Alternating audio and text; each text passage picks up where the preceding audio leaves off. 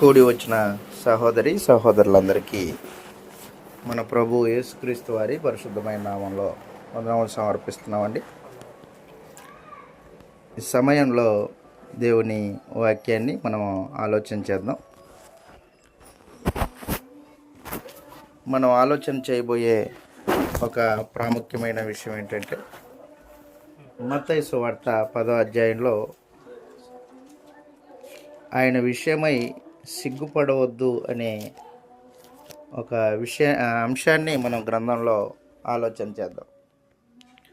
మత్తయి సువార్త 10వ అధ్యాయంలో ఈ విషయాలు తెలియచేయబడ్డాయి. ప్రభు అయిన యేసు తన శిష్యుల్ని లోకంలోనికి పంపిస్తూ తన రాజ్య సువార్తను గూర్చి మాట్లాడుతూ ఉన్నాడు. శిష్యులకి ధైర్యాన్నిచ్చి పంపిస్తూ ఉన్నాడు. శిష్యులు సమస్తమైన దురాత్మల మీద శక్తి కలిగిన వారిగా వారిని పంపిస్తూ ఉన్నాడు. సమస్త రోగాలని కూడా స్వస్థపరిచే వారిగా వారికి శక్తిని ప్రసాదించి పంపిస్తూ ఉన్నాడు. ఈ పంపించే సమయంలో మత్తయి సువార్త 10వ అధ్యాయంలో మీరు మీ దేహమును చంపు వారికి భయపడవద్దు అని ఆయన తెలియజేశాడు. మీ దేహమును చంపు వారికి భయపడకండి అని ఆయన చెప్పాడు. చెబుతూ కింద వచనంలో మాట్లాడుతున్నాడు. మత్తయి సువార్త 10వ అధ్యాయము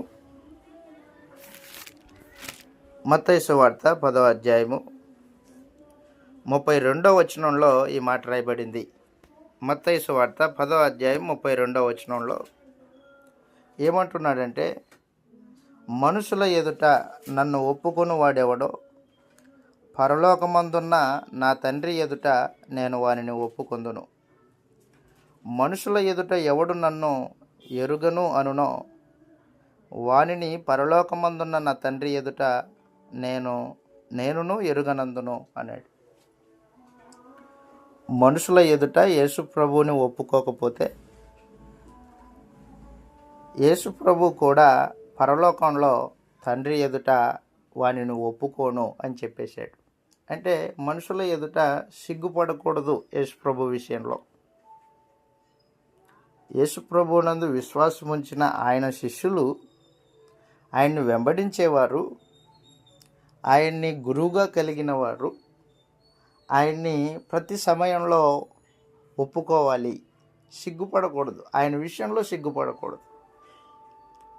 ఈ రోజున మనుషుల పరిస్థితులు క్రైస్తవులమని చెప్పుకుంటూనే గ్రంథమును మేము క్రైస్తవులము అని చెప్పుకుంటూనే గ్రంథమును పట్టుకొని బయట తిరగలేని పరిస్థితి. ఎందుకు? ఎవరో తక్కువ చూపు చూస్తారనా?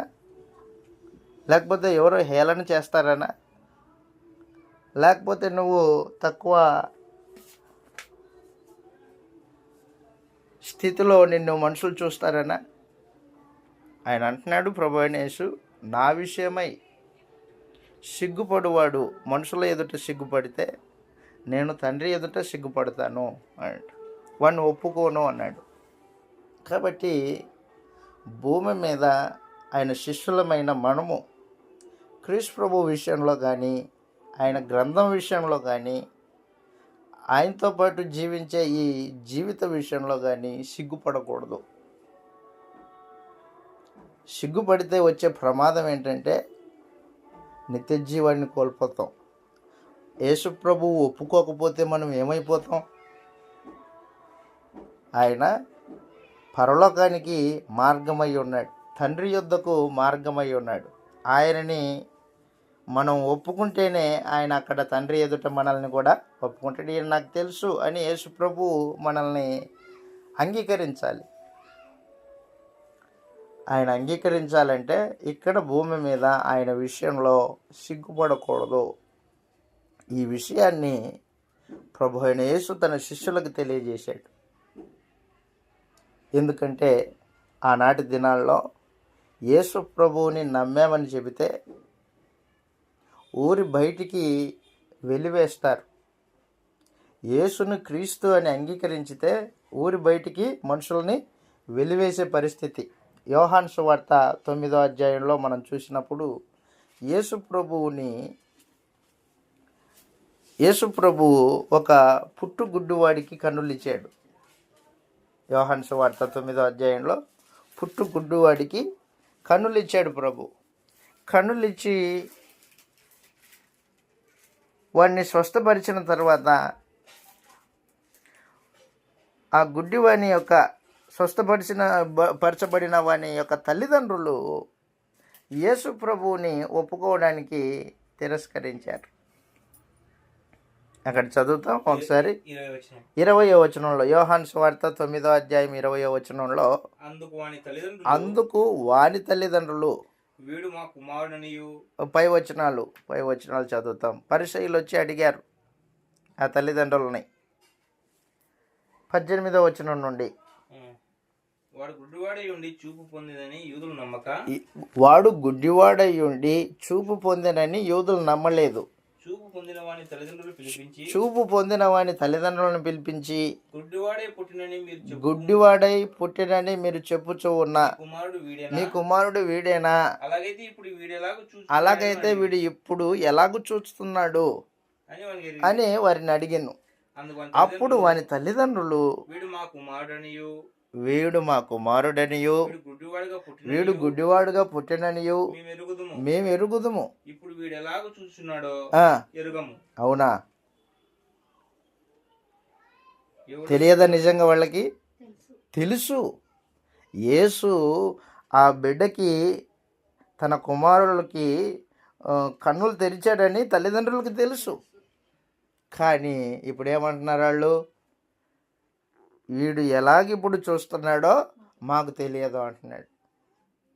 అంటే ఎందుకు వాళ్ళు సిగ్గుపడుతున్నారు యేసు ప్రభుని అంగీకరించడానికి? అక్కడ రాయబడింది కింద వచనం ఏమంటున్నాడంటే, ఇప్పుడు వీడు ఎలాగ చూస్తున్నా మేము ఎరుగము. అదిగో ఎవడు వీని కన్నులు తెరిచినో అది కూడా ఎరుగమంట. రెండు అబద్ధాలే. వీడు వయసు వచ్చినోడు గనక వీడిని అడగండి, తన సంగతి తానే చెప్పుకొనగలడని వారి తండ్రి. అదిగో యూదులకు భయపడి, అది సమాచారం. యూదులకు భయపడి అంటే ఎవడో మనుషుడికి భయపడి యేసు ప్రభువుని అంగీకరించకపోతే, ఒప్పుకోకపోతే పరలోకమందు యేసు ప్రభు కూడా తండ్రి ఎదుట ఒప్పుకోడు. ఎందుకు ఒప్పుకోలేదు వాళ్ళు? ఎందుకు ఒప్పుకోలేదంటే అక్కడ రాయబడింది కింద వచనంలో, వారు వెలివేయబడతారేమోననే భయంతో ఒప్పుకోలేదంట. ఆయన క్రీస్తు అని ఎవడైనా ఒప్పుకొనిన ఎడల వాని సమాజ మందిరంలో నుండి వెలువేతుమని అంతకు ముందే వాళ్ళు ఒక నిర్ణయం తీసుకున్నారు. ఎవరైనా యేసు క్రీస్తు అని అంగీకరించితే వాడిని యూదా సమాజంలో నుంచి వెలివేయాలి అని తీర్మానం చేసుకున్నారంట వాళ్ళు. ఆ తీర్మానానికి ఈ గుడ్డివాని తల్లిదండ్రులు భయపడిపోయి ఏమైపోయారు? ఒప్పుకోలేదు. అంటే భౌతికమైన నీ పరిస్థితుల్ని ఆలోచన చేసుకొని క్రీస్తు ప్రభువుని అంగీకరించకపోతే, మనుషుల ఎదుట ఒప్పుకోకపోతే రేపొద్దున ఎంత ప్రమాదమో. కాబట్టి నేను మీకు ఏం తెలియచేస్తున్నానంటే, ప్రతి సమయంలో మనం ఎక్కడున్నా, మనం ఉద్యోగంలో ఉన్నా, లేకపోతే మనం ఏ పనిలో ఉన్నా, మన సొంత పనిలో ఉన్నా, పరిస్థితులు అనుకూలం కాకపోయినా క్రీస్తు ప్రభువుని ఎరుగను అని చెప్పామనుకో, అక్కడ యేసు ప్రభువుని ఎరిగితే అవమానం జరుగుతుంది, హేళన జరుగుతుంది అనే భావన కలిగి లోపల నువ్వు యేసు ప్రభువుని ఒప్పుకోకుండా ఉన్నావు అనుకో, ఏం జరుగుతుంది అన్నమాట? తండ్రి ఎదుట యేసు ప్రభు ఒప్పుకోడు. చాలా ప్రమాదం. అలాంటి సందర్భాలు మనకు ఎదురైనప్పుడు మనము యేసు ప్రభువుని ధైర్యంగా, అవునండి ఆయన మా రాజు, ఒప్పుకోవలసిన అవసరం ఉంది మనకి. ఎందుకంటే మనం నమ్మింది ఆయన్ని. ఆయన మన పాపముల కొరకు సిలువేయబడ్డాడు. ఘోరమైన శిక్షను అనుభవించాడు. హేళన, పిడిగుద్దులు, వాటితో పోల్చుకుంటే మనకు జరిగే చిన్న అవమానము పెద్దది కాదు. ఇంకా ఏమన్నాడు తెలిసిన? యేసు ప్రభు ఏమన్నాడంటే మత్తయి సువార్త 5వ అధ్యాయం, మత్తయి సువార్త 5వ అధ్యాయము 12వ వచనంలో ఈ మాట రాయబడింది. మత్తయి సువార్త 5వ అధ్యాయం 12వ వచనంలో, మత్తయి సువార్త 5వ అధ్యాయము 12వ వచనంలో ఈ మాట తెలియజేస్తూ ఉన్నాడు ప్రభు. అది సమాచారం. నా నిమిత్తము 11వ వచనంలో, నా నిమిత్తము జనులు మిమ్మును నిందించి హింసించి మీ మీద అబద్ధముగా చెడ్డ మాటలెల్లా పలుకున్నప్పుడు మీరు ధన్యులు, సంతోషించి ఆనందించుడి, పరలోకమందు మీ ధనము మీ ఫలం అధికమగును. అయి సమాచారం. కాబట్టి క్రీస్తు ప్రభు కొరకు అవమానము, హేళన అది లాభదాయకమైంది. ఎక్కడ లాభదాయకము? పరలోకంలో లాభదాయకమైంది. క్రీస్తుని ఎరుగని వారు భూమి మీద చిన్న చిన్న అవమానాలకి, చిన్న చిన్న హేళనకి వెనుకడుగేసి క్రీస్తుని కాదని పోయే మనుషులు, వాళ్ళు ఎంత ప్రమాదంలో ఉన్నారో వారికి ఎరుగరు. అందుకని నేను మీకు ఈ విషయాన్ని జ్ఞాపకం చేస్తున్నాను. మనం ఏ సమయంలో ఎక్కడున్నా, అది ప్రతికూల సమయమైనా అనుకూల సమయమైనా, క్రీస్తు విషయంలో మనము సిగ్గుపడకూడదు. ఎందుకంటే మన కోసం త్యాగం చేసినవాడు ఆయన, మనల్ని రక్షించినవాడు ఆయన. ఆయనకు మించిన గొప్ప వ్యక్తి మనకి ఎవరూ లేరు. ఆ మాటకు వస్తే, ఒకవేళ నీకు ఆయనకు మించిన గొప్పవాడు ఎవడైనా ఉన్నారనుకో, అప్పుడు నీవు క్రీస్తుని ఎరిగిన వాడవు కాదు. అసలు నీవో మోసగించుకుంటున్నావు, నేను కూడా క్రీస్తు ప్రభువుని నమ్మానని. అది మోసం, వాస్తవం కాదు అది. అందుకని అపోస్తుడైన పౌలు ఎట్టి పరిస్థితుల్లోనైనా క్రీస్తు ప్రభువుని గురించి ఎరుగను అని చెప్పలేదు. ఒకసారి పేతురైతే ఇలాగ మాట్లాడాడు. మత్తయి సువార్త 24వ అధ్యాయం, 25వ అధ్యాయం, మత్తయి సువార్త 26వ అధ్యాయం 31వ వచనం నుండి చదువుతాం. 31వ వచనం నుండి, అప్పుడు యేసు వారిని చూచి, ఇంకా పట్టబడలేదు, అప్పుడు చెప్తున్నాడు శిష్యులందరినీ కూర్చోబెట్టుకొని, ఇప్పుడు ఈ రాత్రి మీరందరూ నా విషయమై అభ్యంతరపడెదరు. ఎలయనగా గొర్రెల కాపరిని కొట్టుదురు, మందలోని గొర్రెలు చెదిరిపోవును అని వ్రాయబడి ఉన్నది కదా. నేను లేచిన తర్వాత మీకంటే ముందు గలిలయకు వెళ్ళేదను అనేను. అందుకు పేతురు, అదిగో నీ విషయమై అందరూ అభ్యంతరపడినను సవాల్ చేశాడు. ప్రభువా, ఎవరు అభ్యంతరపడినా నేను మాత్రం అభ్యంతరపడను ప్రభువా అన్నాడు. అనగానే యేసు ప్రభు భవిష్యత్తు నెరిగిన వాడై మాట్లాడుతున్నాడు.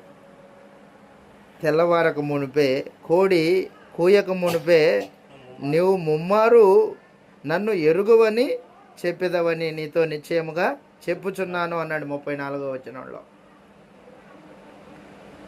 నన్ను ఎరగను, యేసు ఎవరో నాకు తెలియదు అని ముమ్మారు చెప్తాడంటే, ఒకసారి కాదు, ముమ్మారు అంటే 3 సార్లు చెప్తాడు. చెప్పాడా లేదా? చెప్పాడు. ఎందుకు చెప్పాడు? యేసు ప్రభువుని అలాగ కొడుతూ ఉంటే నన్నేం చేస్తారో అనే ఆ భావన కలిగి పేతురు ఏం చేశాడంటే ముమ్మారు యేసు ప్రభుని ఎరుగనని చెప్పేశాడు. అంటే ప్రతికూల పరిస్థితులు ఎదురైనప్పుడు మనుషుని యొక్క సవాళ్ళు ఏమైపోతాయి అన్నమాట, నిర్వీర్యమైపోతాయి. మర్చిపోతాడు మనిషి. అలా ఉండకూడదు. పేతురు ముమ్మారు యేసు ప్రభువుని ఎరుగను అని చెప్పాడు. ఆయన విషయంలో సిగ్గుపడకూడదు. అప్పటికి ఇంకా పేతురు పరిశుద్ధాత్మని పొందుకోలేదు కాబట్టి ఆ పరిస్థితుల్లో మాట్లాడాడు, కరెక్ట్. ఆ తర్వాత యేసు పునరుత్థానుడయ్యాడు. యేసు పునరుత్థానుడు అయిన తర్వాత పరిశుద్ధాత్మని పొందుకున్నాడు. పేతురు, అపోస్తలులు పరిశుద్ధాత్మని పొందుకున్నారు. పరిశుద్ధాత్మను పొందుకున్న తర్వాత ఎక్కడికి వెళ్ళినా కూడా సువార్త ప్రకటిస్తున్నారు, ధైర్యంగా మాట్లాడుతున్నారు. శాస్త్రులు, అధికారులు, ప్రధాన యాజకులు ఎవరు మధ్యలో నిలబెట్టినా కూడా సూటిగా చెప్తున్నారు, మేము ఆయన గూర్చి విన్నవి కన్నవి చెప్పకుండా ఉండలేము అంట. అంత ధైర్యం ఎక్కడి నుంచి వచ్చింది వీళ్ళకి? ఇంత ధైర్యం ఎక్కడి నుంచి వచ్చింది? ప్రాణానికి భయపడిపోయి అబద్ధం చెప్పిన ముమ్మారు చెప్పిన పేతురు యేసు ప్రభు పునరుత్థానుడు అయిన తర్వాత ఆయన గూర్చి, ఆయన పునరుత్థానం గూర్చి ప్రకటించే ఈ పేతురు ఆయన గూర్చి మేము చెప్పక ఉండలేమని మాట్లాడారు. అపోస్తుల కార్యములు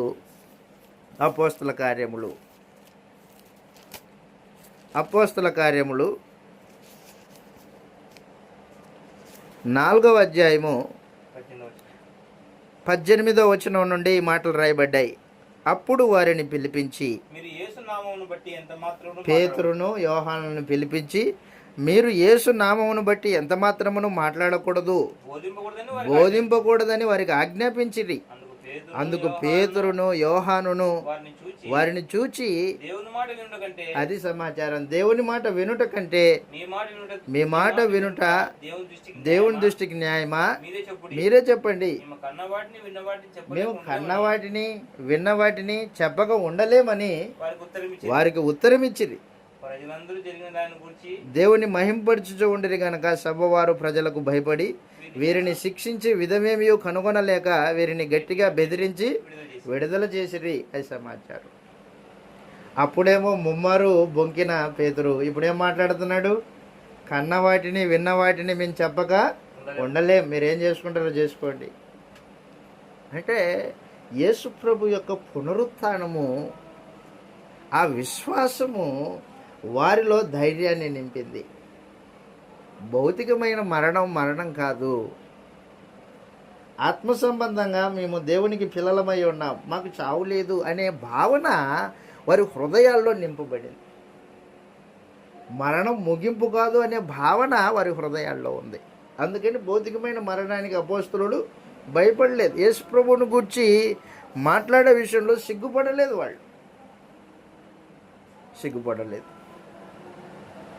అంత మాత్రమే కాదు, ప్రాణం పోతున్నా కూడా యేసు ప్రభువుని ఎరుగము అని చెప్పలేదు వాళ్ళు ఇక మీదట. కారణం ఏంటంటే వారు నమ్మిన ప్రభు, ఆయన పునరుత్థానం వాస్తవం. రెండవది, పరలోకమందు దేవుని యొద్ద నుండి వారు పొందుకున్న పరిశుద్ధాత్మ పిరికిదనం గల ఆత్మ కాదది. పరిశుద్ధాత్మ పిరికిదనం గల ఆత్మ కాదు, ధైర్యం కలిగిన ఆత్మను దేవుడు మన హృదయంలోనికి పంపించాడు. ఎవరికో భయపడేవాడు కాదు. చూద్దాం ఎంత ఉన్నతంగా మాట్లాడాడో అపోస్తలుడైన పౌలు. తాను తిమోతికి ఉత్తరం రాస్తూ పౌలు మాట్లాడిన మాట అద్భుతం. తిమోతికి రాసిన 2వ పత్రిక 1వ అధ్యాయము,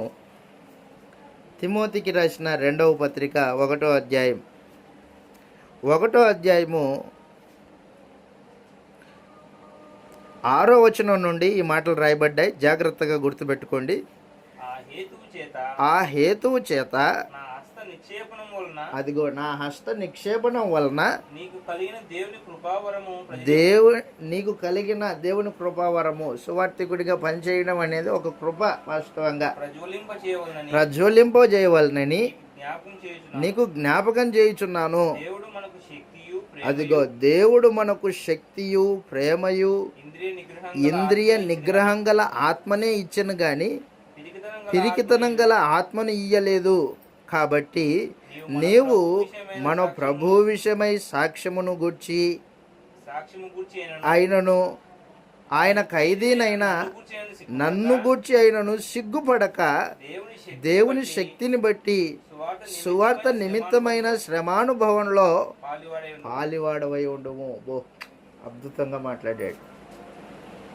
ఈ రోజున సందేశం మనకి, దేవుడు మనకి పిరికితనం గల ఆత్మనివ్వలా ఎవరికో భయపడడానికి. దేవుడు మనకి శక్తియు ప్రేమయు ఇంద్రియ నిగ్రహం గల ఆత్మనే ఇచ్చాడు. అది సమాచారం. ఇంద్రియ నిగ్రహం గల ఆత్మని ఇచ్చాడు. ఇంద్రియాలని నిగ్రహించుకోనే ఆత్మ ఉంది మనలో. అంత మాత్రమే కాదు, శక్తి కలిగిన ఆత్మను మనకు అనుగ్రహించాడు. ఎదుటివాని పట్ల ప్రేమను కనపరిచే ఆత్మను కూడా మన హృదయంలోకి దేవుడు పంపించాడు. ఈ విషయాన్ని మనం గుర్తుపెట్టుకోవాలి. అందుకే పౌలు తిమోతికి ఉత్తరం రాస్తూ, నాయన తిమోతి, యేసు ప్రభువు విషయమైన సాక్ష్యమును గూర్చి అయినను, నన్ను గూర్చి అయిన సాక్ష్యం విషయమైనను నీవు ఒప్పుకునే విషయంలో సిగ్గుపడవద్దు అని చెప్పేశాడు.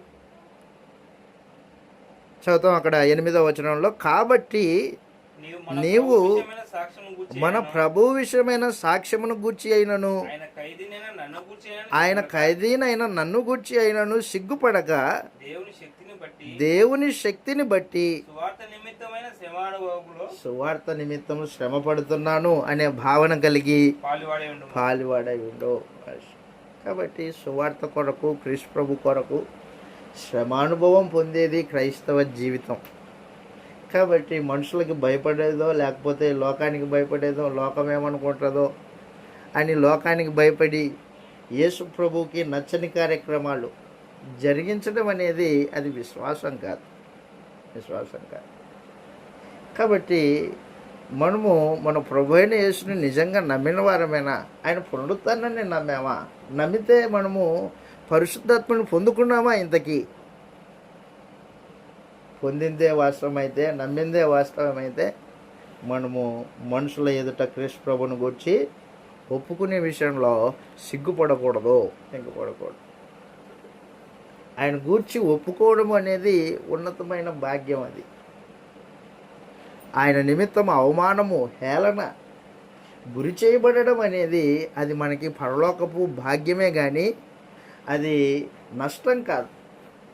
క్రీస్తు కొరకు మనమేం నష్టపోవట్లేదు. హేళన, అవమానం అనేది మనకి పరలోకంలో ఒక ఆస్తి అది. ఈ విషయాన్ని మనం గుర్తించాలి. అపోస్తుడైన పౌలు తిమోతికి రాస్తూ తెలియజేశాడు, పిరికితనం గల ఆత్మని మనకి దేవుడు దయచేయలేదు. కాబట్టి నా విషయమై, ప్రభు అయిన యేసుక్రీస్తు విషయమై, సాక్ష్యం విషయమై నీవు సిగ్గుపడవద్దు అని చెప్పేశాడు. 1వ శతాబ్దంలో నీరో, రోమా చక్రవర్తి నీరో బహుక్రూరుడు, తాను రోమ పట్టణాన్ని తగలబెట్టాడు. చక్రవర్తి పట్టణాన్ని తగలబెట్టాడు. ఆ తగలబెడితే అది గాలి బాగా విసిరి ఏం జరిగిందంటే 14 పరగణాలు అంటే గ్రామాల సముదాయాన్ని పరగణం అంటారు, తాలూకా అంటాం మనము. అలాగున గ్రామాల సముదాయము 14 పరగణాలు కాలిపోయాయి. పూర్తిగా కాలిపోతే అందరూ నేరస్తుడు నీరో అని చేతులన్నీ నీరో మీదికి చూపిస్తూ ఉంటే నీరో ఏం చేశాడంటే, నేను కాదయా, ఇదిగో ఆ క్రైస్తవులు మీ దేవాలయాలని, మీ విగ్రహ దేవాలయాలని కాల్చేశారు. ఎందుకంటే వాళ్ళు ఏ విగ్రహాన్ని నమ్మరు, ఏ కార్యక్రమానికి మీతో కలిసి రారు. కాబట్టి మీ శత్రువులు ఎవరంటే వాళ్ళు, నేను మీ శత్రువుని కాదు అని చేయి కాస్త క్రైస్తవుల మీదకి చూపాడు. అప్పుడు క్రైస్తవులు బహు హింసింపబడినప్పుడు ఆ హింసల్లో క్రైస్తవుడు కాదు అని చెబితే హింస తప్పింపబడుతుంది, శ్రమ రాదు. క్రైస్తవుడు అని చెప్పుకుంటే శ్రమ ఎక్కువ వస్తుంది. అలాంటి పరిస్థితుల్లో క్రైస్తవులైన వాళ్ళు ఏం చేశారంటే, హింసను తప్పించుకోవడానికి యేసు ప్రభు ఎవరో ఎరుగము అని వారు ఎప్పుడూ చెప్పలేదు. హింస అయినా భరించడానికి సిద్ధపడిపోయారు. అది క్రైస్తవ జీవితం. ఈ రోజున వాస్తవంగా నేను మీకు చెప్తున్నాను, క్రైస్తవ్యం అంటే గ్రంథంలో దేవుడు సంకల్పించినట్టుగా ఈ రోజున లేదు. మనుషులు ఏదో భౌతికంగా యేసు ప్రభువుని నమ్ముకుంటే భౌతికంగా ఏదో వస్తుందనే ఉద్దేశంతోనే యేసు ప్రభు దగ్గరకు వస్తున్నారు, కానీ ఆయన దగ్గర భౌతికంగా ఏమీ లేవు. ఆయన దగ్గర ఉన్నవి ఆత్మ సంబంధమైనవి ఉన్నాయి. ఆత్మ సంబంధమైన ఆశీర్వాదాలు ఇవ్వడానికే ఆయన మనల్ని పిలుస్తున్నాడు. ఆయన నమ్ముకుంటే నిత్య జీవం ఉంటుంది, శాశ్వత కాలం బతుకుతాం. కాబట్టి ఆయన విషయంలో సిగ్గుపడొద్దు అని నేను మీకు తేటగా తెలియజేస్తూ ఉన్నాను లేఖనానుసారంగా. ప్రకటన గ్రంథంలో కూడా ఈ విషయాన్ని చదువుతాం. ప్రకటన గ్రంథము 14వ అధ్యాయంలో, ప్రకటన గ్రంథము 14వ అధ్యాయం,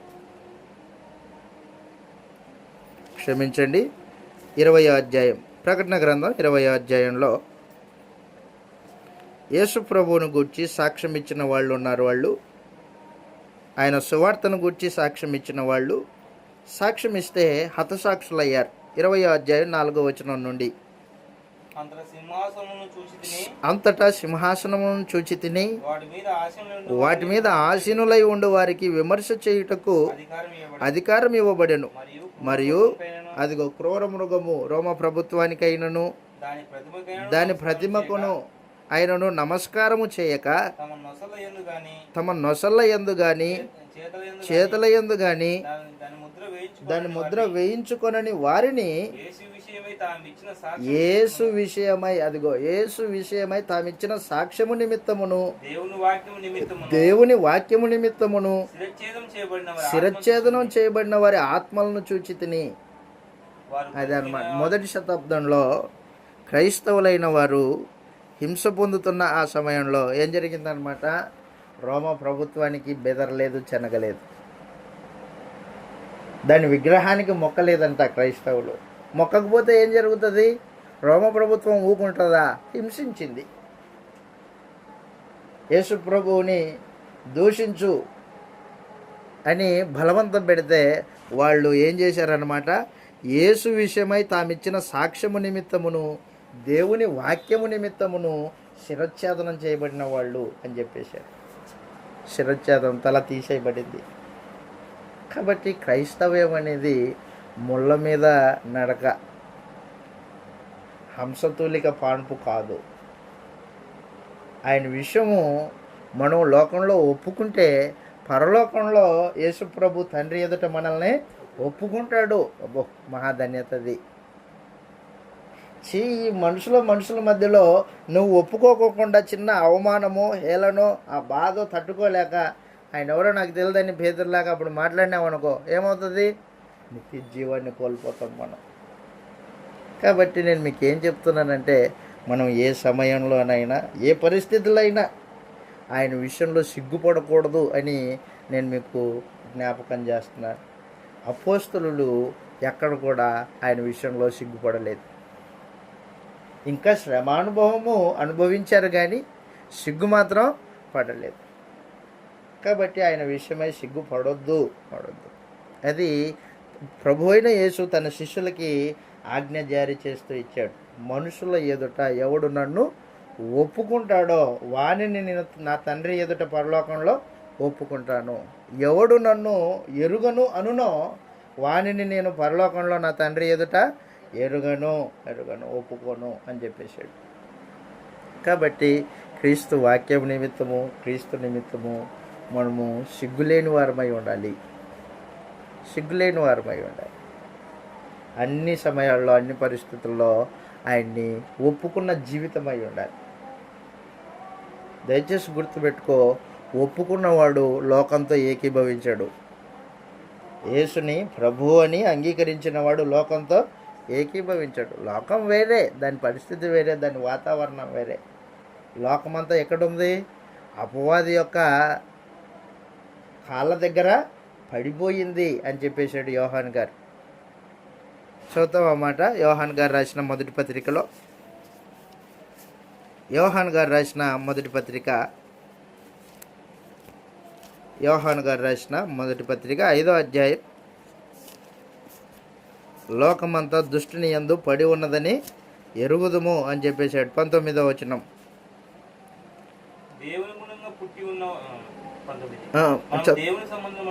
మనము దేవుని సంబంధులమనియు లోకమంతయు దుష్టుని యందున్నదనియు ఎరుగుదుమా? లోకమంతా ఎక్కడుంది? దుష్టిని అందుంది. మనము లోక సంబంధం కాదు, మనం దేవుని సంబంధం. ఎల్లప్పుడూ ఇది మనకు జ్ఞాపకానికి ఉండాలి. నేను దేవుని సంబంధిని, లోక సంబంధిని కాదు. నువ్వెవరో నువ్వు గుర్తించినప్పుడు, నీ రాజు ఎవరో నీకు జ్ఞాపకంలో ఉన్నప్పుడు ఆయన విషయంలో సిగ్గుపడడానికి ఆలోచన చేయవు, సిగ్గుపడవు. నువ్వెవరో మర్చిపోయినప్పుడే, నీ రాజు ఎవరో మర్చిపోయినప్పుడే, నీ లోకం ఏదో మర్చిపోయినప్పుడే నువ్వు సిగ్గుపడే పరిస్థితి. సిగ్గుపడ్డావా, రేపొద్దున యేసు ప్రభు సిగ్గుపడతాడు. చాలా ప్రమాదం. ప్రకటన గ్రంథం 1వ అధ్యాయంలో, ప్రకటన గ్రంథము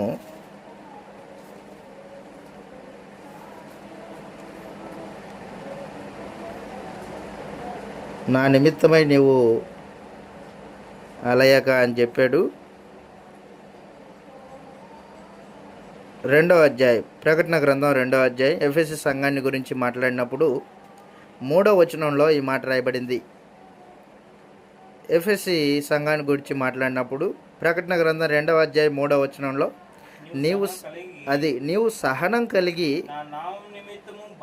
నా నామము నిమిత్తము భారం భరించి అలయలేదనియు నేను ఎరుగుదును. అదిగో, కాబట్టి ఆనాడు ఎఫెసీ సంఘము యేసు ప్రభు నిమిత్తము భారం భరించి అలయలేదు. ఆయన ఒప్పుకుంది. 8వ వచనం నుంచి కూడా చదువుతాం. స్ఫుర్ణలో ఉన్న సంగపు దూతకి ఇలాగ రాయము, మొదటివాడును కడపటివాడును అయి ఉండి మృతుడై మరలా బ్రతికిన వాడు చెప్పు సంగతులేమనగా, నీ శ్రమను దరిద్రతను నేను ఎరుగుదును. ధనవంతుడవే, యూదులు కాక సాతాను సమాజపు వారి వలన నీకు కలుగు దూషణ నేను ఎరుగుదును. నీవు పొందబో శ్రమలకు భయపడకుము. మీరు శోధింపబడినట్లు వేయబోచున్నాడు. అది సమాచారం. కాబట్టి నీకు కలుగు దూషణ నేను ఎరుగుదును. ప్రభుకు తెలుసు మన గురించి. మరలా అంటున్నా, మనం గొర్రెలం. ప్రభు యేసు కాపరి. గొర్రెలకి ఏం జరిగినా ఆయన చూసుకోడా? ఆయన చూసుకోడు. ఈ లోకపు కాపర్లు అనుకో, రాత్రిపూట నిద్రపోతారు, తోడేలు వచ్చి లాక్కొని పోతుంది. కానీ మన ప్రధాన కాపరి ప్రభు అయిన యేసు ఆయన నిద్రపోయేవాడు కాదు. ఆయన శరీరం అనే సంఘంలో మనము అవయవాళ్ళం, ఆయన మందలో గొర్రెలం. ఆయన కాపుదల, భద్రత శ్రేష్టంగా మన మీద ఉంటుంది. కాబట్టి మనము ఏ విషయానికి భయపడనక్కర్లేదు. అందుకే యేసు ప్రభు ఏమన్నాడంటే, శిష్యులకు చెబుతూ, మీ దేహమును చంపువారికి మీరు భయపడకండి. ఆత్మను చంపనేరక దేహమును చంపువారికి భయపడవద్దు అన్నాడు. ఎవరికి భయపడాలా? దేవునికి భయపడాలా అని చెబుతూ ఒక విషయం చెప్పాడు, అద్భుతమైన విషయం. మత్తయి సువార్త 10వ అధ్యాయం, మత్తయి సువార్త 10వ అధ్యాయంలో మనం చదివిన వాక్య భాగం పైన మత్తయి సువార్త 10వ అధ్యాయము 29వ వచనంలో ఈ మాటలు రాయబడ్డాయి. 2 పిచ్చుకలు కాసుకు అమ్మబడును కదా, అయినను మీ తండ్రి సెలవు లేక, అది సమాచారం. అయినను మీ తండ్రి సెలవు లేక వాటిలో ఒక్కటైనను నేలపడదు. మీ తల వెంట్రుకలన్నీ లెక్కింపబడి ఉన్నవి కనుక మీరు భయపడకుడి. అది సమాచారం. ధైర్యాన్ని నూరి పోసి పంపిస్తున్నాడు ప్రభు అనేసి. కాబట్టి 2 పిచ్చుకల కంటే, 2 పిచ్చుకలు ఒక కాసుకి, కాసు మన భాషలో రూపాయి అనుకో, రూపాయికి 2 పిచ్చుకలు వచ్చాయి. ఈ 2 పిచ్చుకలు అమ్మబడ్డాయి. ఏ పిచ్చుక బలి అర్పింపబడాలో, ఏ పిచ్చుక విడిచిపెట్టబడాలో ఎవరి చేతిలో ఉంది? కొనుక్కున్న వాని చేతిలో లేదు. ఎవరి చేతిలో ఉంది? దేవుని చేతిలో ఉంది. పిచ్చుకల గురించి ఆయన అంత ఆలోచన చేస్తే, ఇప్పుడు ఆయన పిల్లలమైన మన గురించి ఆయన ఎంత ఆలోచన చేస్తాడు. నీ తల వెంట్రుకలన్నీ లెక్కింపబడి ఉన్నవి అని చెప్పేశాడు తండ్రి. ప్రభు అయిన యేసు తండ్రిని గురించి మాట్లాడుతూ, మీ తల వెంట్రుకలన్నీ లెక్కింపబడి ఉన్నాయి. ఆయన సెలవు లేకుండా ఒకటి కూడా నేల రాలదు అని చెప్పేశాడు. ఇంత భద్రత క్రైస్తవులమైన మనకుంటే, చిన్న చిన్న వాటికి మనుషులకి భయపడిపోయి ఆయన ఎవరో నాకు తెలియదని చెబితే నిజంగా నువ్వు క్రైస్తవుడైనా ఇంతకీ? కాబట్టి మనలో ఎవరు ఆయన విషయంలో కానీ, ఆయన వాక్యం విషయంలో కానీ ఆయన కూర్చో సువార్త చెప్పే విషయంలో కానీ మాట్లాడే విషయంలో కానీ సిగ్గుపడకూడదని ప్రేమతో మీకు మనవి చేస్తూ జ్ఞాపకం చేస్తూ ఇంతటితో ఈ సందేశాన్ని ముగిస్తూ ఉన్నాను. మీ అందరికీ వందనములు.